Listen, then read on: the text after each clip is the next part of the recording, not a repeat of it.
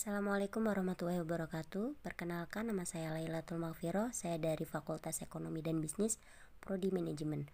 Dengan NIM 28922501115. Di sini saya akan menjelaskan sedikit mengenai pengantar akuntansi, dosen pengampu Merintan Berliana Simbolon, SE AK CAMAK.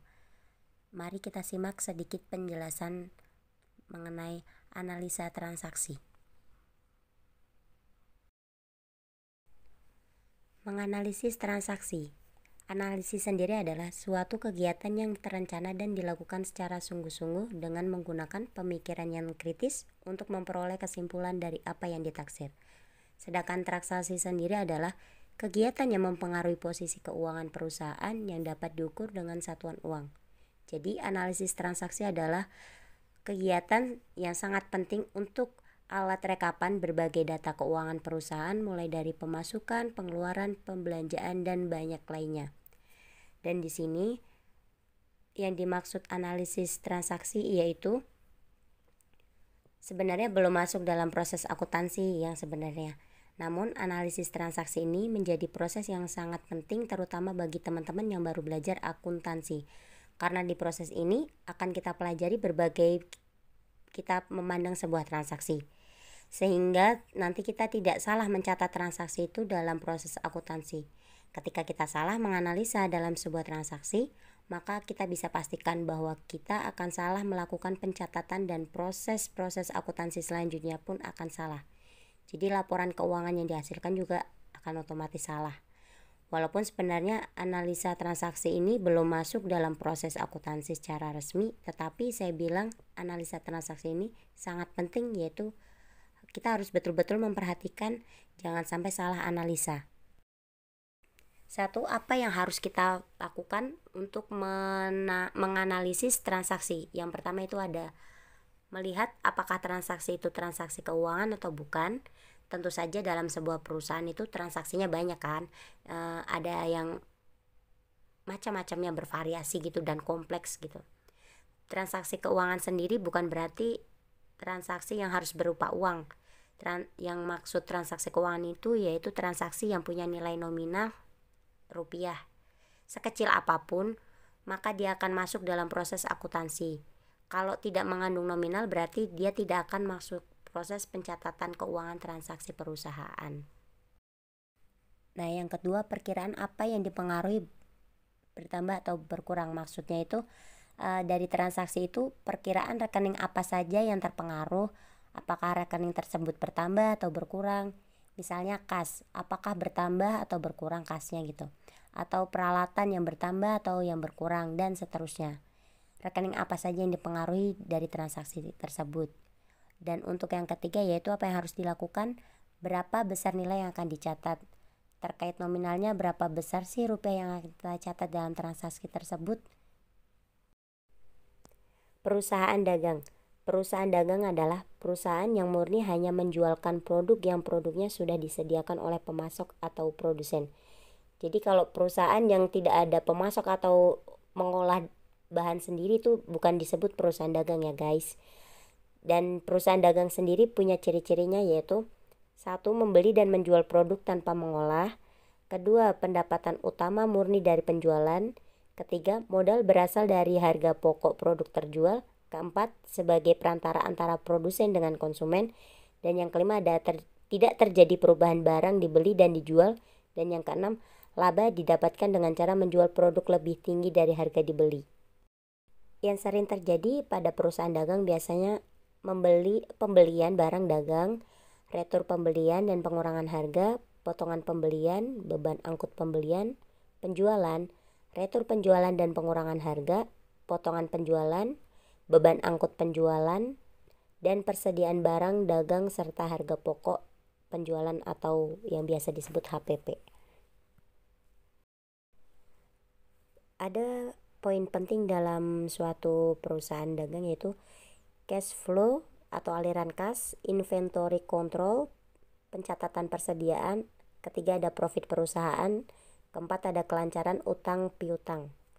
Jadi 4 poin ini komponen untuk kita menganalisis atau mendata penjualan perusahaan dagang. Contoh, 1. Membeli barang secara tunai. Ada transaksi yaitu tanggal 24 Februari 2019 dibeli barang dagang dengan tunai seharga 9 juta dari PT Epson Bekasi. Penjelasan transaksinya yaitu akun pembelian di debit 9 juta karena penambahan harta. Dan dari pembelian barang itu mempengaruhi nilai kas. Jadi kas berkurang masuk ke kredit senilai 9 juta. Jadi agar debit dan kreditnya balance. Jurnal transaksi. Kantor akuntansi Alan dimiliki dan dikelola oleh Tuan A. Gedung dan peralatan kantor yang digunakan adalah sewaan karena sedang menunggu perluasan. Aset dan kewajiban perusahaan per 1 November 2020 adalah sebagai berikut.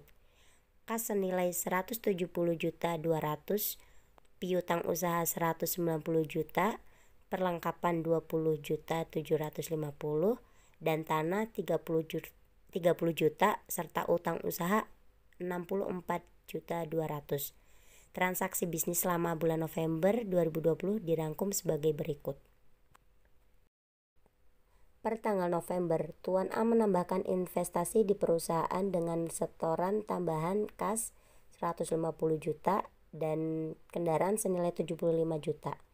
Jadi jurnalnya sendiri pada tanggal 2 kas masuk pada debit senilai 150 juta dan kendaraan masuk pada debit juga 75 juta.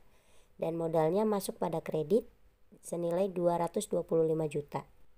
Pada tanggal 5 November, Tuan A membeli tanah untuk digunakan sebagai area parkir dengan membayar tunai 45 juta. Jadi, pada 5 November tanah masuk pada debit dan kas masuk pada kredit. Tanah sendiri senilai 45 juta dan kas pun 45 juta pada kredit. Pada tanggal 7 November, Tuan A membayar sewa tempat untuk 4 bulan senilai 40 juta.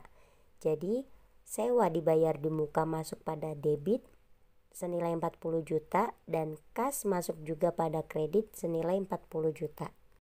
Pada tanggal 8 November, menerima pendapatan atas jasa yang diberikan sebesar 70 juta. Jadi, kas masuk pada debit dan pendapatan jasa masuk pada kredit. Pada tanggal 10 November, Tuan A membayar kreditor untuk melunasi utang usaha senilai 25 juta.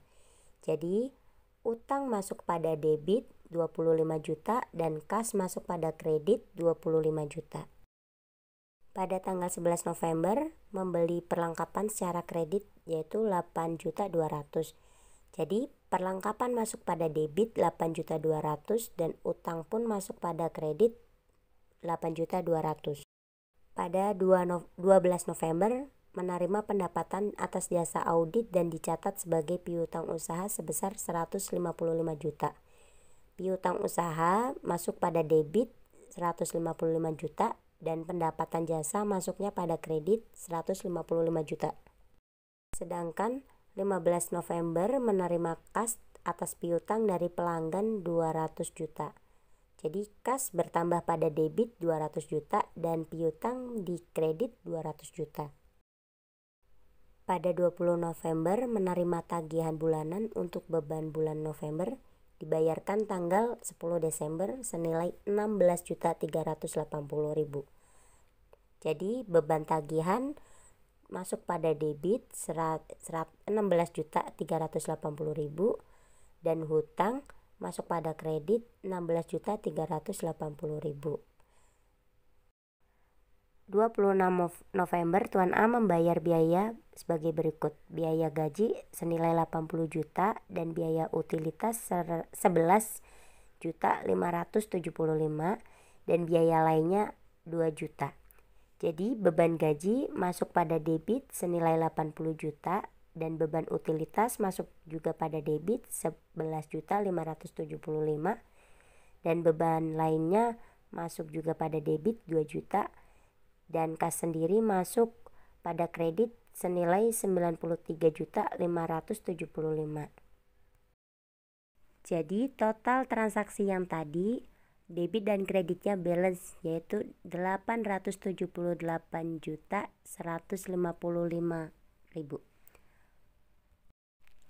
Kesimpulannya yaitu akuntansi adalah suatu bagian sangat penting dalam suatu perusahaan. Perusahaan selalu memerlukan sistem akuntansi karena untuk alat informasi mengenai keuangan sehingga dapat membantu sebuah perusahaan tersebut mencari atau membuat estimasi potensi keuntungan perusahaan. Itu saja yang bisa saya jelaskan mengenai analisis dan jurnal pada mata kuliah pengantar akuntansi kali ini. Sebelumnya mohon maaf jika ada salah-salah kata. Terima kasih. Wassalamualaikum warahmatullahi wabarakatuh.